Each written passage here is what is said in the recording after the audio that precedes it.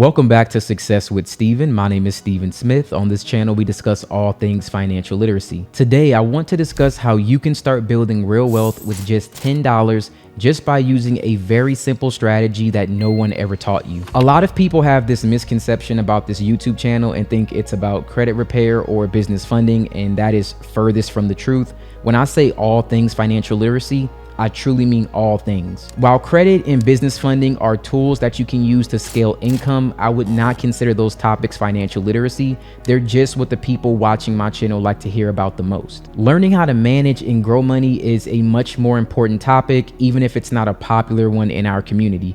Because the truth is, wealth usually doesn't come from working the hardest, it doesn't come from looking busy, and it doesn't always come from making the highest amount of money. There are plenty of people with good salaries who still live paycheck to paycheck or end up going broke at some point. A lot of people who look successful on the outside, they may be drowning in payments, debt, and stress. On the other hand, there are ordinary people with average incomes who are slowly but consistently building real wealth over time. And what separates these two people is not luck. In many cases, it'll come down to understanding one simple principle that can change the way that you look at money forever. And that principle is the rule of 72. Now, I know that sounds like one of those financial phrases that people just throw around, but stay with me because this one is actually one of the easiest but most useful financial concepts that you'll ever learn. Once you understand this, you'll realize why time matters so much, why letting your money sit in the wrong place can destroy your future, and why even small amounts that are invested consistently will completely change your life forever. So without further ado, let's get right into the video. The rule of 72 is one of the simplest shortcuts in personal finance. It helps you estimate how long it takes for your money to double at any given rate of return. The formula is very simple. You take the number 72 and you divide it by the annual rate of return that you expect to earn. So if your money is earning, let's say 8% per year, you divide 72 by 8, that gives you 9, and in other words, your money would roughly double every 9 years. Now, let's say your money is earning 10% per year. You divide 72 by 10, and that gives you 7.2. So that means your money would roughly double every 7.2 years. And that's it. That's the whole rule. And even though it sounds simple, it's powerful because it gives you a faster way to understand whether your money is actually growing or it's just sitting. Now, I would like to provide a little more clarity with this rule so that way it's grounded in reality. Now, one of my favorite long-term investing choices is the S&P 500 index fund or like a similar ETF. Now, over the long run, these funds have historically delivered an average annual rate of return around 10% before adjusting for inflation. So if we assume the stock market returns around 10% per year and inflation averages around 3%, that leaves you with roughly a real return of around 7%. So if you were to invest into an asset with, let's say, similar returns, your money has the potential to double in about 7 to 9 years depending on market conditions. Most people focus on the current balance instead of the growth rate. But wealthy people understand that the real game is not just earning money, the real game is putting money in places where it can compound. Now, once you start seeing money through this lens, a lot of financial decisions begin to look very different. Next, let's discuss why this changes everything in my personal issue with saving money. The rule of 72 is not just a formula, it is a mindset shift. It will force you to stop thinking of money as something you only spend or save. It helps you start seeing money as a worker. So think about this. Every dollar that you own has a job. It either can sit around doing nothing or it can go to work and help build your future. Now, if someone was sitting on your couch doing nothing, you probably would give them an ultimatum like either get up and do something or you have to go. Now, this is where many people get stuck. They think saving money is automatically enough, and it is definitely not.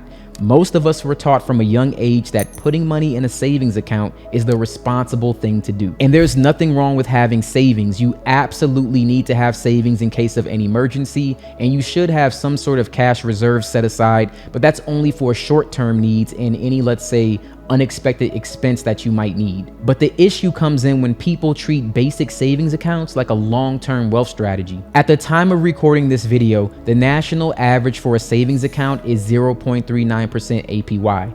Now, that is the average for a traditional brick and mortar bank. So let's say that your savings account earns 0.39% per year. Using the same rule of 72, you divide 72 by 0.39%, it would take you 184 years to double your money. Now think about inflation. If prices are rising faster than your money is growing, your purchasing power is actually going backwards. So even if you have something like a high yield savings account, which at the current time of recording this video, the national average is 4.5%, your balances may technically be going up a little bit, but what that money can buy you over time has gone down. So your money might look safe on paper, but in reality, it's losing strength and it's losing value. This is one of the biggest financial traps that people fall into. They think they're being safe, but what they're actually doing is slowly falling behind. Again, this doesn't mean that saving accounts are useless. They have a purpose, but they're not meant to be the main vehicle for long-term wealth creation. Listen to me. If you want your money to truly grow over time, you have to understand the difference between storing money and multiplying money. Those things are not the same whatsoever. So if the rule of 72 is the shortcut to building wealth, then compound interest is the engine behind it. Compound interest means you're earning returns not just on the money that you put in originally, but also on the growth that money has already produced. In other words, your money starts making money, and then that money starts making money too. So let's say that you invest $50,000 at the age of 25, like on this example here on the screen, and you earn an average rate of return of 10% per year. Now, according to the rule of 72, that money would double roughly every 7 to 9 years, depending on the rate of inflation. So let's put this in perspective. About 8 years later, at age 33, your $50,000 would be anywhere between $93,000 to roughly $102,000. And think about this. That is without you contributing any additional money whatsoever. You have not added anything. Within 7 to 9 years, if you had $50,000, you could have doubled that to around $100,000. And you didn't do anything extra. After 8 more years, you'll be 41. It becomes $153,000. Then it becomes around $268,000 by the time you're 49.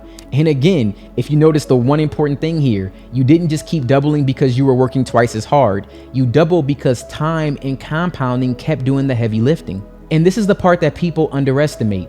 At first, growth looks boring. I know it's really slow. It's almost disappointing. But once compounding gains momentum, the numbers begin to move differently. The longer you stay invested, the more consistent you are, the more powerful that snowball becomes. And if you want this to move faster, you can always contribute more. Let's say you start a business right now and your business earns 6 to 7 figures. You can keep contributing as much as you would like to make this grow faster. This is how people with an average salary can still reap the benefits. The point is that people who start early, no matter the amount of time, often look like financial geniuses later in life. And they're not doing anything special. They simply gave compounding enough time to do what it does best. We live in a world where everybody wants immediate results, everybody wants a hack, everybody wants a shortcut, but wealth usually rewards patience. It does reward consistency, and it rewards people who can delay gratification and let time work in their favor. Compound interest is one of the few things in life where boring can actually become brilliant. And since the inception of my YouTube channel, I have been doing this with my money that I have made from my business ventures. And within 2 years and a few months, I'm almost up to my first $1 million. Now imagine what'll happen in 7 to 8 years if I keep contributing at that pace. This is the reason why I stress the importance of making more income, but also knowing how to actually grow your money is far more important than just making a bunch of money. Now, I want to address 3 very simple things that get in the way of this process because I want this to work for people. But one of the biggest mistakes that people make is thinking they need to have a lot of money to get started.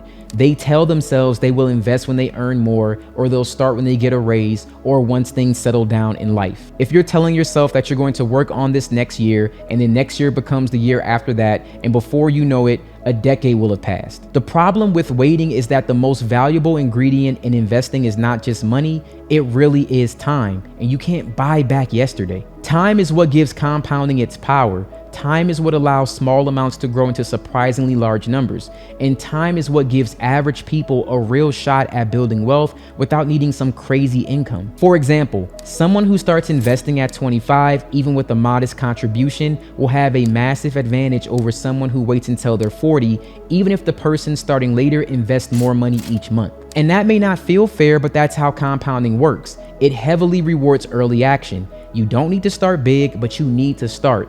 Even if all you can begin with is a small amount, even $10 each week, that is fine. You're doing something extremely important. You're putting time aside, you're building habits, and you're turning the clock into an asset instead of an enemy, and that makes a huge difference. Another reason people miss this concept is because real wealth building often looks boring compared to flashy spending. Buying new stuff looks exciting. Leasing a car that you cannot afford, that looks exciting as well. If you take an expensive trip on credit cards, that's exciting, or posting a lifestyle that looks really lavish. I get it, like everyone wants that. But quiet investing doesn't get the same amount of attention. Once again, that's why this content doesn't do as well as credit-related content, because even though it's far more valuable, it's not as instantly gratifying. Nobody pulls out their phone to make a dramatic video about automatically contributing to an index fund, and nobody gets showered with applause because they skipped a few impulsive purchases and invested the difference. Nobody goes viral for being patient. And yet, those quiet, disciplined actions are often the exact steps that create financial freedom over time. That's why it's important not to confuse appearance with progress. A lot of people look rich, far fewer are actually building wealth. And finally, if you want to understand why the rule of 72 matters even more, you also have to understand inflation.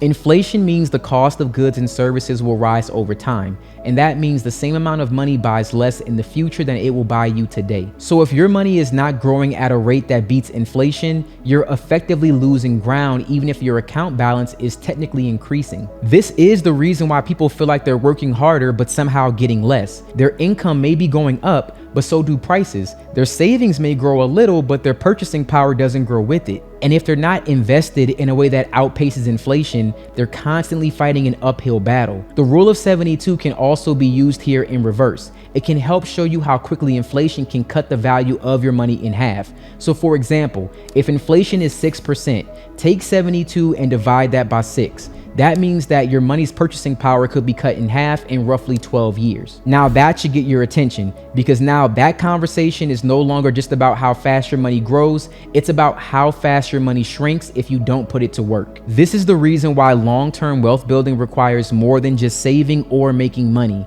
It requires growth, it requires intention, and it requires strategy. One of the most powerful things about the rule of 72 is that it helps you see how even small changes today will create dramatically different futures. You can learn this, you can change your habits, you can rewire the way you approach money.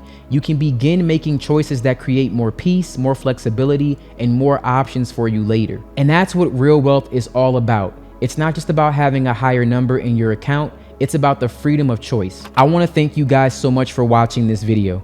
If your money is still sitting still, it's probably not doing enough for your future. If you plan to wait until later might cost you more than you realize. And if you want a better financial future, the best move is usually not waiting for some huge breakthrough. The best move is starting where you are right now with what you currently have and just letting time do its job. And that is the beauty of this principle. It's simple enough for anyone to understand, but powerful enough to completely transform how you build wealth. So don't underestimate starting small, because when you understand how compounding works, you start realizing that wealth is not always built by giant leaps. Very often, it's built by small, smart decisions that are repeated long enough for the math to become undeniable. And that is when everything changes.